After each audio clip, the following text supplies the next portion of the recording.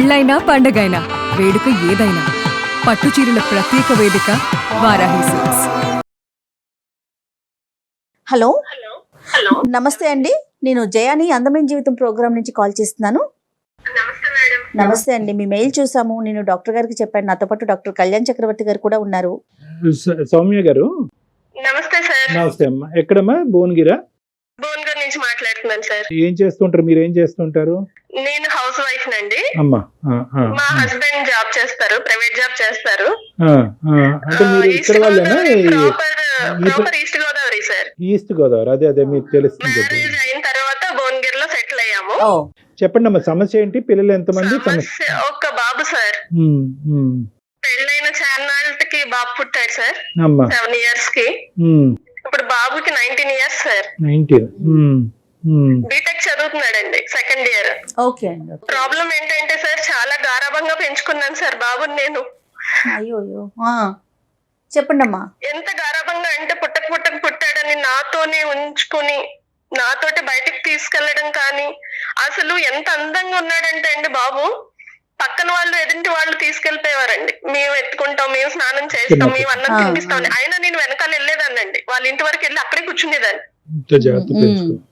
School కి వెళ్తే 3 years కి వాడు ఏడుస్తున్నాడని స్కూల్ బయట కూర్చునేదాన్ని అండి. స్కూల్ మొత్తం అయిపోయేదాకా నేను కూడా బాక్స్ పట్టుకెళ్ళిపోయి అక్కడే కూర్చుని, నేనున్నాను నాన్న నీకు, నువ్వు ఏడవకు క్లాస్ లోని అని అంత జాగ్రత్తగా పెంచుకున్నానండి బాబు. సింగిల్ కిడ్ ఉన్నప్పుడు ఆటోమేటిక్ ఇంకా ఇలాంటివన్నీ జరిగిపోతా ఉంటాయండి. మాకు అటెన్షన్ మొత్తం వాళ్ళ మీదే ఉంటుంది మేడం.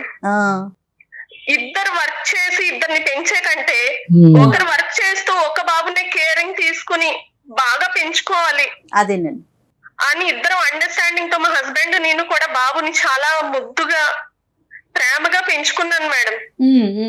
కానీ మీరు ఎంత బాగా అయితే బాబుని చూసుకునేవారో, కొద్ది వయసు వచ్చిన తర్వాత బాబు కూడా మీకు అంతే బాండెడ్ గా ఉండేవాడమ్మా మీతో? ఉన్నాడు సార్. ఇంటర్మీడియట్ వరకు ఉన్నాడు సార్. ఇంటర్ వరకు ఉన్నాడు. ఓకే, ఏమైందమ్మా తర్వాత? ఏమైంది? బీటెక్ జాయిన్ చేసామండి లాస్ట్ ఇయర్. ఓకే, 1 year నేను అబ్జర్వ్ చేశాను, లిటిల్ చేంజెస్ కొంచెం చేంజ్ అవుతూ వచ్చాడు. కానీ ఒక 6 నెలల నుంచి మొత్తంగా చేంజ్ అయింది, మొత్తంగా డ్రాస్టిక్ చేంజ్ అన్నమాట.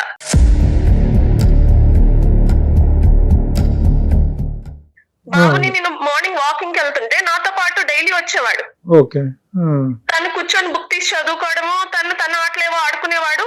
నేను ఒక 5 రౌండ్లు తిరిగేసి మళ్ళీ వెళ్ళిపోయేవాళ్ళం సార్. మా అపార్ట్మెంట్ పక్కనే పార్క్ ఉంటే అక్కడికి వెళ్ళేవాళ్ళం.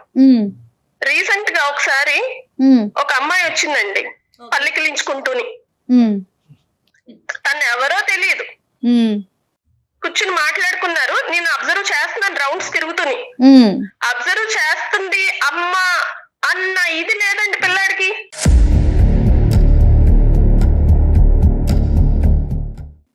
పోనీ అబ్జర్వ్ చేసింది, రౌండ్స్ అయిపోయాయేమో, అరగంట అయ్యింది, గంట అయ్యింది. ఈ రోజు 5 సార్లు తిరిగేదాన్ని, 10 సార్లు తిరిగాను, కానీ వాడికి టైం అన్నది ఆ పిల్లతో మాట్లాడితే తెలియలేదండి.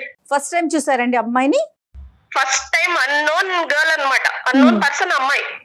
అక్కడ సరే అయిపోయింది, వచ్చేసాం ఇంటికి. నేను క్వశ్చన్ చేయలేదండి, వెంటనే క్వశ్చన్ చేయడం ఎందుకు, ఏం అడగలేదు పిల్లాడిని. మీరు అడగలేదు, బాబు కూడా అమ్మాయిని తీసుకొచ్చి మీకు ఏం పరిచయం చేయలేదు, ఏం చెప్పలేదు, ఏం మాట్లాడలేదు, ఇంటికి సైలెంట్ గా వచ్చేసాం అంతే అండి. Okay okay. ఒకసారి సూపర్ మార్కెట్ కి వెళ్ళాం సార్. సూపర్ మార్కెట్ కి వెళ్తే తను అన్ని గ్రోసరీస్ తీసి ఇచ్చే నా ట్రాలీలో వేసేవాడు సార్ ప్రతిసారి. మేము ఒక లిస్ట్ రాసుకుని వెళ్తాము, నేను చదువుతూ ఉంటే తను హెల్పింగ్ అనమాట, అంత హెల్పింగ్ నేచర్ అని చెప్తున్నాను. అదేలేండి. ఒక అమ్మాయి కలిసింది సార్ ఆ సూపర్ మార్కెట్ లోని. నేను అమ్మాయిని ఫస్ట్ టైం చూడడం, అమ్మాయిని మాట్లాడుతూనే ఉన్నారు. నేను రాసుకెళ్లిన లిస్ట్ లో గ్రోసరీస్ అన్ని తీసేసుకున్నాను, బిల్లు కట్టేశాను. పిలిచానండి, వెళ్ళి మొత్తం రౌండ్ తిరిగేసి వచ్చాను. నాన్న రా వెళ్దాం ఇంకా, చిన్నారా అంటే, అమ్మ నువ్వు వెళ్ళిపో నేను వస్తాను అన్నాడండి ఒక్క మాట.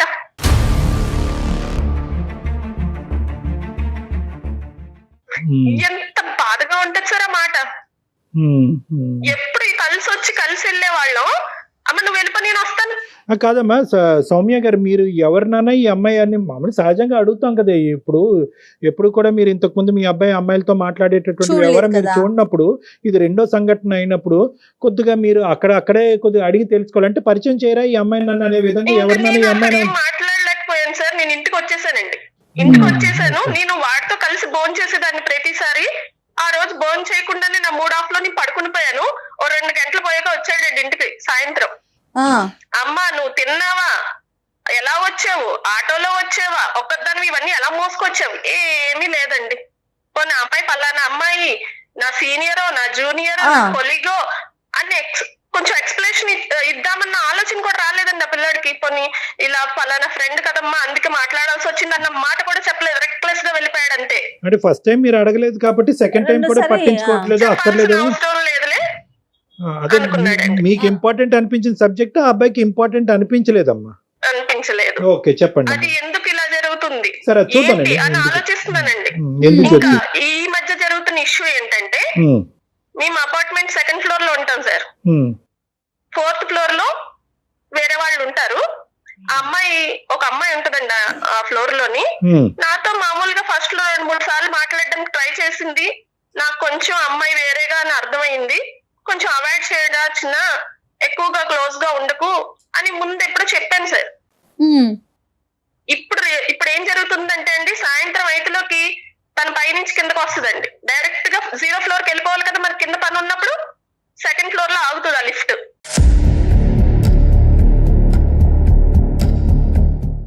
వెంటనే కాలింగ్ బెల్ కొట్టినట్టు డోర్ తీసేస్తాడు. తీసేసి ఆ లిఫ్ట్ దగ్గరికి వెళ్ళి గంటలు మాటలు ఈ ఫోన్లు వచ్చినాయండి. ఆ ఫోన్ లో పడిపోయారంటే ఇంకా జనాలకు పక్కన వాళ్ళు అంకుల్ వెళ్తున్నారా, ఆంటీ వెళ్తున్నారా, నాన్నగారు వస్తున్నారా, అమ్మ వెళ్తుందా, ఏమీ లేదండి. ఇంకా మాట్లాడతారు గంటలు. 7 అయిపోద్ది. వాళ్ళ నాన్నగారు మొన్న ఆఫీస్ నుంచి వచ్చారండి అదే లిఫ్ట్ లో. అక్కడే బయటకు వచ్చారు. తను అలా చూసుకుంటూ వస్తున్నా తనకు అర్థం అవ్వలేదండి. ఆయన అడిగే ప్రయత్నం చేశారమ్మా? అడిగారు ఆయన? అలా సీరియస్ గా ఇంట్లోకి వచ్చి నన్ను తిట్టారండి. నీ పెంపకం వల్ల అలా నాశనం అయిపోయాడు, నీ గారాబం వల్లే ఇలా తయారయ్యాడని నన్ను తిట్టారండి ఎదురు.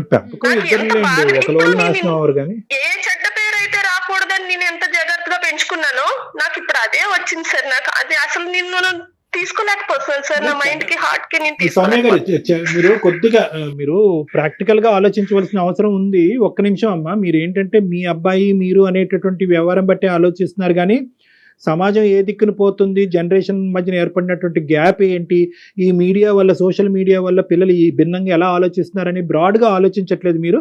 నెంబర్ 1 ఏంటంటే ఈ చెడ్డ పేరు తెచ్చేశాడు అనేటటువంటి భావంలోంచి ఫస్ట్ మీరు బయటకు రండి, తర్వాత మనం పరిష్కారం ఆలోచించవచ్చు. ఎందుకంటే ఇప్పటి వరకు మీ అడుగుజాడలో నడిచినటువంటి మీ అబ్బాయి ఈరోజు 3 ఆడపిల్లలతో మాట్లాడేటప్పటికి కుటుంబ పరువే తీసేశాడు, చెడ్డ పేరు తీసుకొచ్చేసాడు అనే ముద్రతో మనం ముందుకెళ్తే కనుక ఆ అబ్బాయిని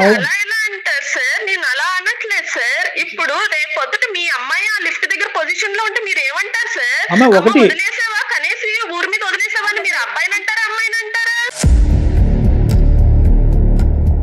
ఇప్పుడు రేపు పొద్దుట అమ్మాయి తల్లిదండ్రులు మా ముఖం మీద వస్తారు సార్. నువ్వు ఇలాగే అమ్మ పెంచింది అంటారు. ఇంత బాగా పెంచిన దానికి ఏమంటారు సార్? ముఖం మీద వస్తారు సార్ నన్ను. సౌమ్య గారు మీరు ఒక్క విషయానికి ఒక ఫైనల్ ఎండింగ్ వచ్చేస్తున్నారు. డాక్టర్ గారు ఏమంటున్నారంటే ఒకసారి మాట్లాడదాం. ఫస్ట్ ఒకటమ్మా, మీరు నేను చెప్పేది ఒకే ఒక పాయింట్. ఈ రోజు మీరు ఈ టోన్లో మాట్లాడితే కనుక మేము ఈరోజు పరిష్కారం చూపెట్టలేమమ్మా. ఒకటి ఏంటంటే మీరు చాలా కామ్ డౌన్ అవ్వాలి. ఎక్కడున్నాడో మీ అబ్బాయి అలాగే ఉన్నాడు అనేటటువంటి ఆలోచనతో మాట్లాడాడు. చెడిపోయాడు, దారి తప్పిపోయాడు, కుటుంబ పరువు తీసేశాడు. లేదు అదే మీరు ఏంటంటే 10% చూసి 100% ఊహించుకుంటున్నారు. ఇదే భావోద్రేకంతో మీరు అబ్బాయితో మాట్లాడితే పెడద్దాలు అవుతాయి, ప్రశ్నలు కాస్త అనుమానాలు అవుతాయి, గొడవలు కాస్త పెరుగుతాయి. సో ఏంటంటే ఈరోజు ఇది అనుమానాస్పదంగానో ఇంకో విధంగానో ఆ అబ్బాయి దగ్గరికి తీసుకెళ్తే కనుక ఏ ప్లాట్ఫామ్ ఉపయోగపడదు. మీరు ఆ విధంగా మాట్లాడకూడదు. ఏం జరిగిందనేది తెలుసుకునేటటువంటి ప్రయత్నం చేద్దాం. ఇప్పుడున్న జనరేషన్ లో అబ్బాయిదే తప్పంటారు సార్. అమ్మాయి వైపు నుంచి ఏముంది, ఏం జరిగింది అనేది సెకండరీ మాట్లాడతారు. సౌమ్య గారు అన్ని మనమే చెప్పేసుకుంటే ఇంకేముందండి?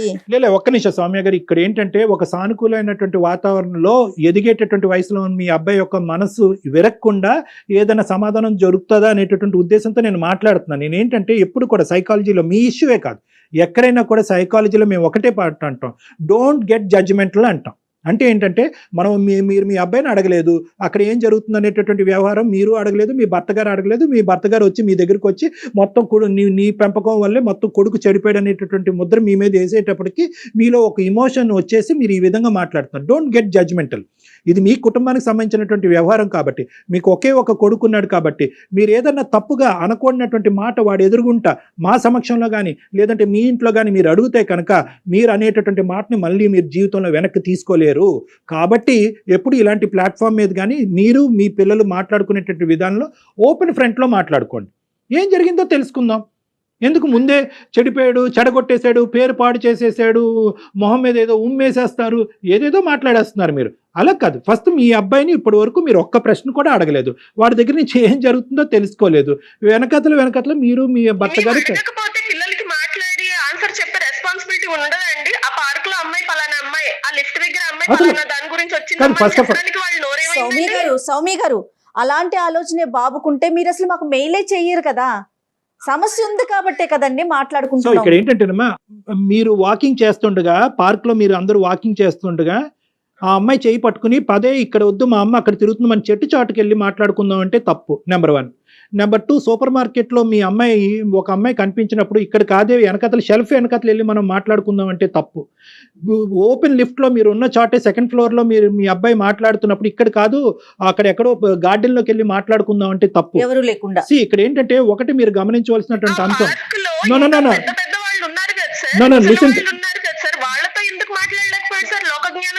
సౌమ్య గారు ఒక్క నిమిషం. మీ అబ్బాయి ఏది చేసినా కూడా నా తల్లి అనేటటువంటి ధైర్యంతో బహిరంగంగా చేస్తున్నాడు, ఎక్కడ కూడా సీక్రెట్ గా చేయటం అనేటటువంటి ఆ ఇష్యూని మీరు ఒకసారి గమనంలోకి తీసుకోండి. కాదు సార్, ఇప్పుడు ఒక ఇన్సిడెంట్ ఏదన్నా జరిగింది, జరగకూడదు ఏదో జరిగింది, పలానా అపార్ట్మెంట్ వాళ్ళు సెకండ్ ఫ్లోర్ వాళ్ళు ఏం చెప్తారు సార్? ఆ అబ్బాయి ఎంతసేపు అమ్మాయితో అక్కడ గంటలు రోజు మాట్లాడేవాడని చెప్తారా అండి? నీ ఇన్సైడ్ చూస్తారా సార్? అబ్బాయి పాజిటివ్ చూస్తారా సార్? అదే మనం ఏం చేద్దాం అంటే అమ్మా ఆ అబ్బాయితో ఒకసారి మాట్లాడదాం. మాట్లాడొచ్చండి బాబుతో? నేను మాట్లాడతాను మేడం, నేను కలుపుతాను మేడం. కానీ అతనితో మాట్లాడేటప్పుడు మీరు కొంచెం కామ్ గా ఉండండి, ఎందుకంటే అతని భావం ఏంటో మనకు తెలియాలి కదా. అలాగే మేడం. ఆవిడ పాయింట్ కరెక్టే, కానీ అప్రోచ్ అనేటటువంటిది చాలా ఇంపార్టెంట్, చాలా డెలికేట్ ఇష్యూ.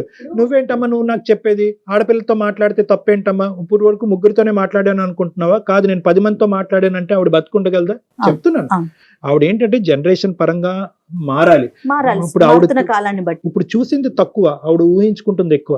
సో ఆ ఊహకి యూజువల్ గా ఆ ఊహలోంచి అనుమానాలు వస్తాయి. ఆ ఊహ పీక్ కి వెళ్ళిపోతుంది, ఏదో జరిగితే ఏమవుతుంది అని ఆలోచిస్తున్నారు.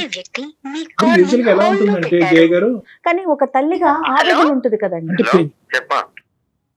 ఎక్కడున్నానన్నా? ఇలా ఫ్రెండ్స్ బయటకు వచ్చినామా. ఎవరమ్మా ఫ్రెండ్? మా క్లాస్మేట్ అమ్మాయి అనుకుంటానే ఉన్నానరా. ఇంకా బయటకు వెళ్ళడం ఒకటే తక్కువ అని బయటకు కూడా వెళ్ళారనమాట. ఏమైందమ్మా? ఏదో బుక్స్ కావాలంటే స్టోర్కి వచ్చాము. ఇలా చెప్పేవా నాన్న నాకు నేను పలానా అమ్మాయితో వెళ్తున్నానని? లేదు. ఎందుకు? ఇప్పుడు నువ్వు ఎక్కడున్నావు చెప్పు. స్టోర్ అంటే ఏ స్టోరు, ఏ ఏరియా? బుక్ స్టోర్ అమ్మా. ఇప్పుడు ఏమైంది? ఇప్పుడు ఏం చెప్పాలి? ఇప్పుడు అన్ని చెప్పాలా నీకు? నేను నీతో మాట్లాడాలిరా. ఇప్పుడు నేను మాట్లాడాలి, నువ్వు పక్కకు రా. అమ్మాయిని వదిలిపెట్టి పక్కకు రా కాసేపు.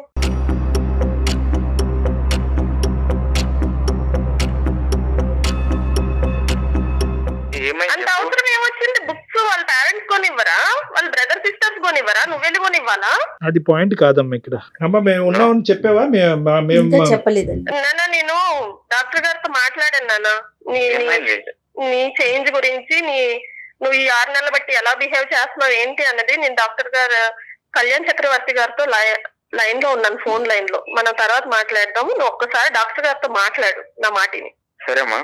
వెంకట్, సారీ నాన్న. Venkat, hello sir. చెప్పండి సార్. వెంకట్, మీ స్కూల్లో మీ కాలేజ్లో సైకాలజిస్టులు ఎలా ఉంటారో అలా నేను సైకాట్రిస్ట్, మానసిక వైద్య నిపుణుడి. నాతో పాటు జయ గారు ఉన్నారు. అయితే వెంకట్, అమ్మ మాకు ఫోన్ చేసింది అన్న, చాలా ఇమోషనల్ గా రియాక్ట్ అవుతుంది అమ్మ. మాకు కొద్దిగా అంటే ఒక విధంగా బాధ కలిగింది, ఇంకో విధంగా ఆశ్చర్యం కూడా వేసింది. నిజంగా ఇంత రియాక్ట్ అవ్వాల్సినటువంటి అవసరం ఉందంటే, అంటే అమ్మ నీకు తెలుసు బాగా చిన్నప్పటి నుంచి నువ్వు ఒకటే కొడుకు, ఒకే బిడ్డవి, అల్లరి ముద్దుగా నిన్ను పెంచుకుంది, ఇప్పుడు ఈ స్థాయి వరకు తెచ్చింది. అమ్మ కంప్లీట్ గా డిప్రెషన్ లోకి, కన్ఫ్యూజన్ లోకి వెళ్ళిపోయింది. నీ ఉద్దేశం ఏంటి? అసలు ఏం జరుగుతుంది? అమ్మ నుంచి తెలిసి తెలియకుండా ఏమైనా సీక్రెట్లు దాచిపెడుతున్నావా? ఈ ఆడపిల్లల మీద ప్రత్యేకమైన ఇంట్రెస్ట్ ఏంటి? వాళ్ళ ఫ్రెండ్సా, రిలేషన్షిప్సా ఏంటి? నాకంటూ పర్టికులర్ గా ఇలా రిలేషన్షిప్స్ అంటే ఏం లేదు సార్. నార్మల్ గా వాళ్ళు పరిచయం అయితే వాళ్ళు మాట్లాడతారు, వాళ్ళతో మాట్లాడతా అంతే, అంతకుమించి ఏం లేదు సార్. ఎవరు కనబడితే వాళ్ళతో మాట్లాడేస్తుంటాం అనమాట. కాదు మా వెంకట్, అమ్మ దగ్గర ఏది షేర్ చేయట్లేదని, ఇది వరకు ఉన్నంత ఫ్రీగా నువ్వు అమ్మతో ఉండలేకపోతున్నావు అని ఆవిడ అంటున్నారు. మేడం, నా నేను ఎంత ఫీల్ అవుతున్నానో నాకు అదే, అదే, అదే. 6 అదే, మంత్స్ నుంచి అదే. ఎలా విందాం అవుతున్నానో. వెంకట్ ఏం చెప్తాడో విందాం. వెంకట్ చెప్పుమా. నేను ఒక మాట చెప్తాను మేడం. మ్. అంటే పుట్టినప్పటి నుంచి అమ్మ చెప్పింది వినడం, అమ్మ చెప్పింది చేయడం, అమ్మ ఎక్కడికి వెళ్తే అక్కడికి వెళ్ళడం, అమ్మతో సినిమాకి వెళ్ళడం, అమ్మతో పార్క్ వెళ్ళడం, ఎక్కడ పడితే అక్కడ, అంటే ఇప్పుడు వెళ్ళినా అమ్మతోనే ఇక. అవునవును. అంటే నేను ఇప్పుడు బీటెక్ సెకండ్ ఇయర్ మేడం, నేను చదివేది బీటెక్ ఫస్ట్ ఇయర్ లో. ఇలా నాకు కాలేజ్ లో ఎప్పుడు మంచి మాత్రమే చెప్పి పెంచింది. ఆ, బయట ప్రపంచం ఎట్లుంటది, ఇట్లుంటది, అట్లుంటది, ఏం చెప్ప మంచిరా ఇట్లా చేయి, ఇది మంచిరా అట్లా చేయి. మంచి ఒకటే చెప్తే ఎలా మేడం? అంటే బయట ప్రపంచం ఇట్లా మంచితో పాటు చెడు కూడా చెప్తే బాగుండు నాకు. ఆ. కాలేజ్ లో అక్కడ అంటే నేను ఈ చేంజ్ అవ్వడం అనేది ఒక 6 months లోనే ఇలా చేంజ్ ఏం జరిగిందమ్మా? అసలు ఏం జరిగింది వెంకట్? కాలేజీలో ఏం జరిగింది? కాలేజ్ లో అంటే ఇప్పుడు మంచి వాళ్ళనే కదా మేడం అందరు ర్యాగింగ్ చేసేది. ఆ, దట్టు అందరూ ఒక అబ్బాయిని 4-5 అమ్మాయిలు పట్టుకొని ర్యాగింగ్ చేసి ఎట్లుంటది మేడం?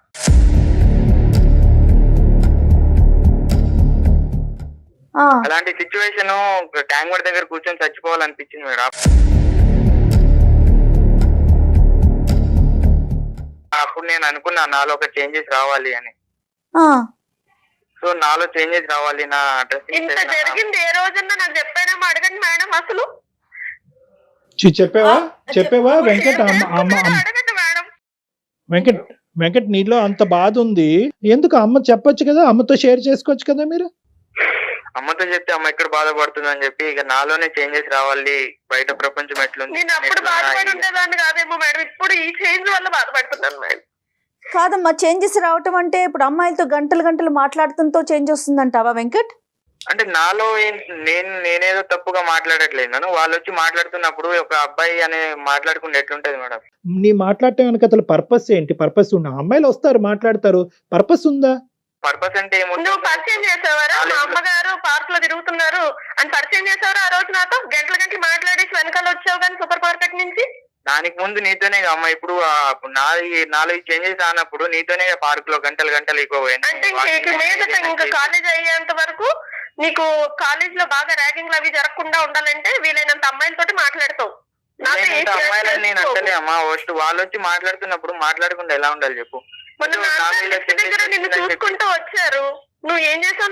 నాన్నగారు లోపలికి వచ్చినప్పుడు అమ్మాయికి సరే టైం అయింది అనేసి బయట చెప్పి లోపలికి రావాలి కదా, నువ్వు వచ్చావా? నువ్వు తనేదో కాలేజ్ గురించి అరగంట అయినా నువ్వు రాలేదు. మళ్ళీ మాట్లాడుతుంటే మాట్లాడా. అమ్మ ఒకటి సౌమ్య గారు, నువ్వు అబ్జర్వ్ చేయలేదు. సౌమ్య గారు, ఇది చాలా సున్నితమైనటువంటి అంశము. ఒక్క సంఘటన బట్టి నాన్నగారిని పట్టించుకోకుండా నాన్నగారిని అమర్యాదగా చేశాడు అనే అంశం కూడా ఇక్కడ కరెక్ట్ కాదు. పుట్టినప్పటి నుంచి వీలైన ఒక ఎక్కడ బయటికి వెళ్ళిన అమ్మతోనే, సినిమాకి వెళ్ళిన అమ్మతోనే, పార్క్ వెళ్ళిన అమ్మతోనే. సో అదే మంచి ఎంత మంచి చెప్పి పెంచినా కూడా చెడు అనేది ఒకటి తెలియాలి కదా సార్ ఒక మనుషులకు అనేది. నాకే తెలియదు. నాకే తెలిసి కూడా అంటే చెడు అంటే ఏంటి, ఎవరితో ఎట్లా మాట్లాడాలి, ఎవరితో ఎట్లా ఉండాలి తెలియదు. మనిషిని చూడాలంటే, మనిషితో మాట్లాడాలంటే భయం వేసేది సార్. రైట్.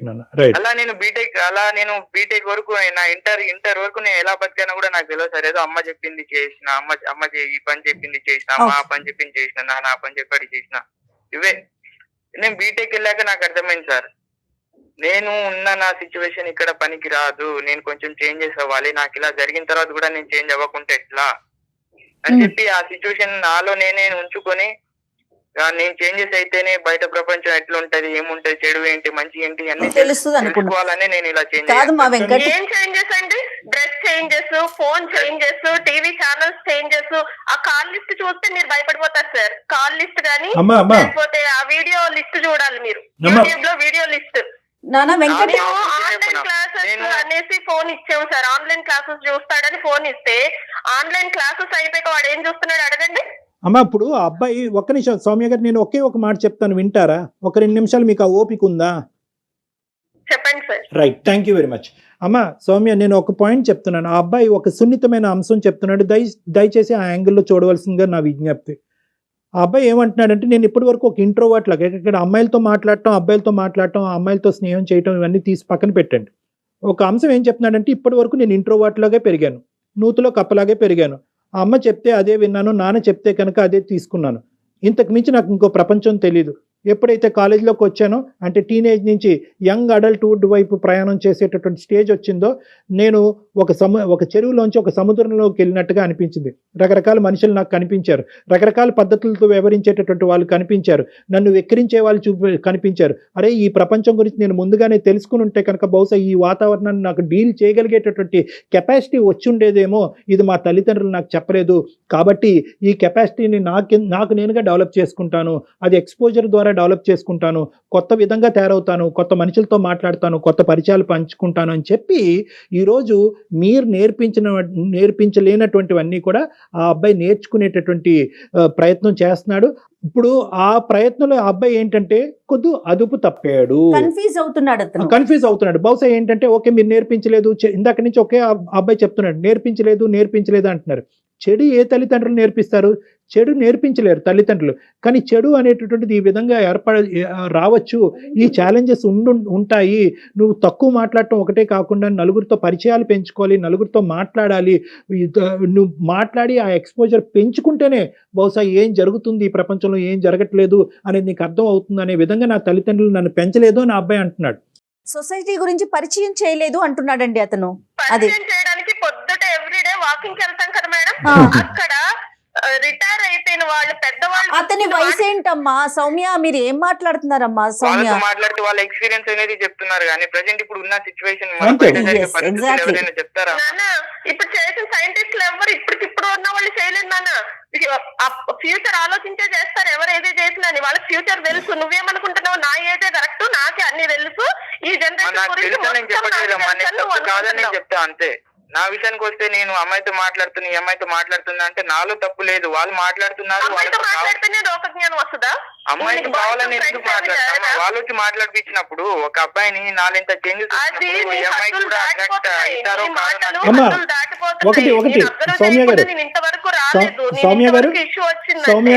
సౌమ్య గారు ఏ మాట్లాడితే తప్ప కాదా అన్నది ఫస్ట్ మనం ఆలోచించుకోవాలి. బి హద్దు దాటుతున్నాడా, అదుపు మించుతున్నాడా అనేది మాట్లాడుకోవాలి. ఇప్పుడు మాట్లాడితే మీరు ఏ సబ్జెక్ట్ గురించి మాట్లాడుతున్నారు? ఆడపిల్లలతో మాట్లాడటం తప్పు అని అంటున్నారా? ఆడపిల్లలతో పరిచయాలు పెంచుకోవటం తప్పు అని అంటున్నారా? లేదంటే పెంచుకోవచ్చు కానీ దానికి ఒక లిమిటేషన్ ఉందని అంటున్నారా? లేదా మీరు వినట్లేదు అంటే ఇక్కడ హద్దు అంటే ఏంటి? అబ్బాయికి వివరంగా మాట్లాడుకోండి, గొడవ పడకండి. మీరిద్దరు గొడవ పడటంలో ఎటువంటి అర్థం లేదు. ఎందుకంటే ఈ రోజు మీకు తెలిసి చేస్తున్నాడు, రేపొద్దున మీ కొడుకు మీకు తెలియకుండా చేయటం మొదలు పెడతాడు. ఆ పరిస్థితి దయచేసి నేనేమైనా తప్పు చేసి నీకు తెలియదా? నేను తప్పు చేసి నీకు చెప్పనా? నువ్వు చెప్పలేదన్నా ఇప్పుడు నువ్వు అంత పెద్ద ఇన్సిడెంట్ నాకు చెప్పావా నాన్న?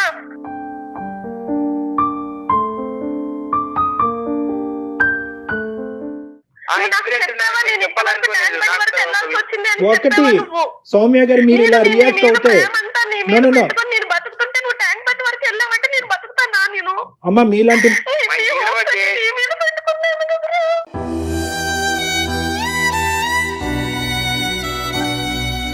సౌమ్య గారు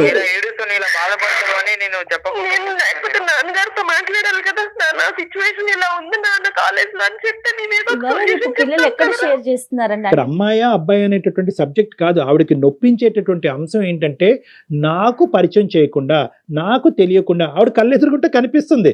ఆ అబ్బాయి ఏమనుకుంటున్నాడు? అమ్మ కళ్ళెదురుగుంటే కనిపిస్తుంది కాబట్టి నేను సీక్రెట్ గా ఏ వ్యవహారం చేయట్లేదని ఆ అబ్బాయి అనుకుంటాడు. ఈవిడేమనుకుంటుంది?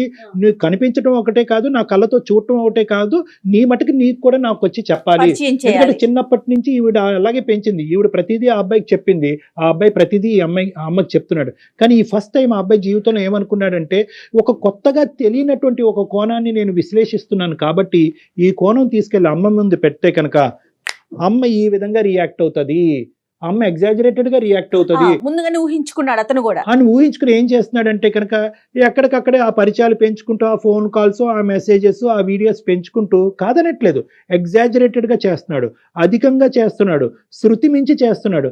అది కంట్రోల్ చేసేటటువంటి విధానం తల్లికి ఉండాలి అంటే కనుక ఫస్ట్ తెలుసుకునేటటువంటి ప్రయత్నం చేయాలి, ఆ వాతావరణాన్ని క్రియేట్ చేయాలి. నానా తప్పో ఒప్పో, కరెక్టో రాంగో ఏదైనా పర్లేదు, ఆమె మదర్, నేను ఇక్కడ కూర్చుంటా, నువ్వు ఏదన్నా చెయ్యి. ఎప్పుడైతే కనుక మనం ఊహించుకోవటం మొదలు పెడతాం, ఇమాజినేషన్కి ఎక్కువ మనం సిచ్యువేషన్ క్రియేట్ చేస్తాం. ఈ పిల్లలు చెప్పరమ్మా, అక్కడే కదా సూసైడ్లు జరిగేవి. ఈ అబ్బాయి ఈ రోజు మన ఎదురుగుంటా మాట్లాడుతున్నాడంటే మన అదృష్టవంతులు, ఆ తల్లి అదృష్టవంతురాలు కాబట్టి ఈ రోజు మాట్లాడుతున్నాడు. ఏ నుయ్యో గొయ్యో చూసుకుంటారు. 99% సూసైడ్ జరగటానికి ప్రధానమైన కారణం ఏంటంటే సరైనటువంటి సందర్భంలో, సమయంలో, అవకాశం ఉన్న చోట మాట్లాడలేకపోవటం. సార్ నేను ఒక అంత ప్రేమగా విషయం సార్. ఎందుకు వెంకట్. పెంచుకున్నాను సార్? నాతో ఏదైనా సార్, ఒక షేర్ విషయం చేసుకుంటాడనే చెప్తాను కదా సార్. ఒక అమ్మ, నిమిషం ఒక మాట, మేడం. ఒక మాట చెప్తాను. ఉండమ్మా అమ్మ, సౌమ్య ఒక్క నిమిషం ఉండండి, బాబు ఏదో చెప్తాడంట. చెప్పునమ్మా వెంకట్, చెప్పునా? మేడం, సార్ మేడం మీకు మాట చెప్తా సార్. చెప్పమ్మా. అంటే మా పేరెంట్సే కాదు, రేపు ఎవరి పేరెంట్స్ అయినా కానీ మంచి అని ఒక అబ్బాయిని మంచి ఎంత మంచి చెప్పి పెంచినా కూడా వాడికి ఏదో ఒక రూపంలో చెడు తగులుతూనే ఉంటది కదా సార్. అవును. ప్రతి ఒక్కటి అబ్బాయి అయినా అమ్మాయి అయినా మంచి ఏంటి చెడు ఏంటి వాళ్ళకు కళ్ళ కట్టినట్టు ఇదిరా ఇట్లా చేస్తే మంచి చేసి ఇట్లా జరుగుతది, చెడు చేస్తే ఇట్లా జరుగుతది. ఏ పేరెంట్స్ అయినా కానీ అది చెడు అనేది ఎక్స్పీరియన్స్ ద్వారా తెలుస్తుంది, కానీ మేము ప్రత్యేకంగా చెడు అంటే చెప్పలేదు. చెప్పలేము. చూపించమని చెప్పలేదమ్మా, చెప్పండి. మంచి దారి చూపించగలను. వెంకట్. కాదమ్మా. వెంకట్.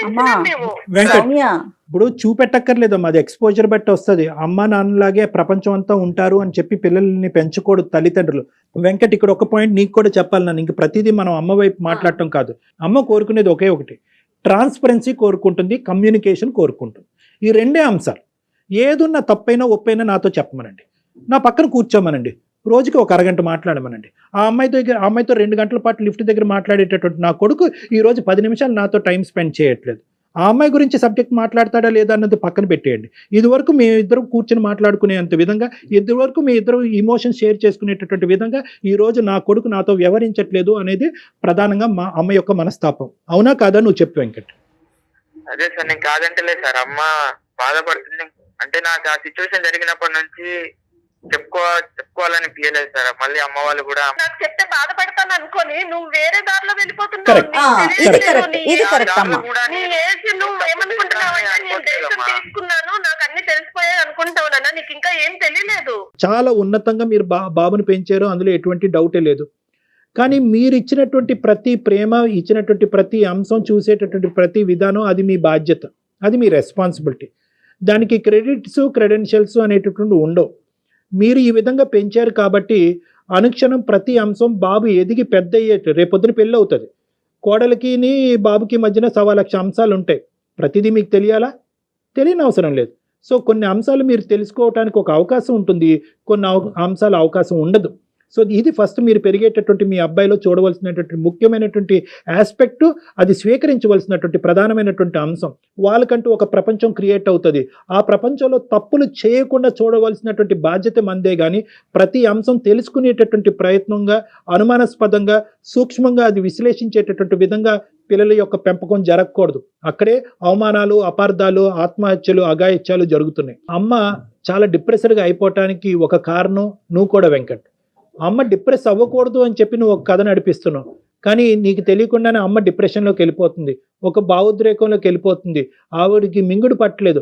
ఆఖరికి స్ట్రైట్ ఫార్వర్డ్గా సింపుల్గా అడగవలసినటువంటి ప్రశ్నను కూడా ఈరోజు మమ్మల్ని వేదికగా వాడుకుని మిమ్మల్ని అడిగేటటువంటి ప్రయత్నం చేస్తున్నాం. థ్యాంక్ఫుల్లీ మనం ఇక్కడ సొల్యూషన్ అయితే ఖచ్చితంగా ఐడెంటిఫై చేసాం.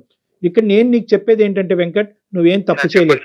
ప్రతి జీవితంలో ప్రతి అంశానికి పర్పస్ ఉంటుందన్న.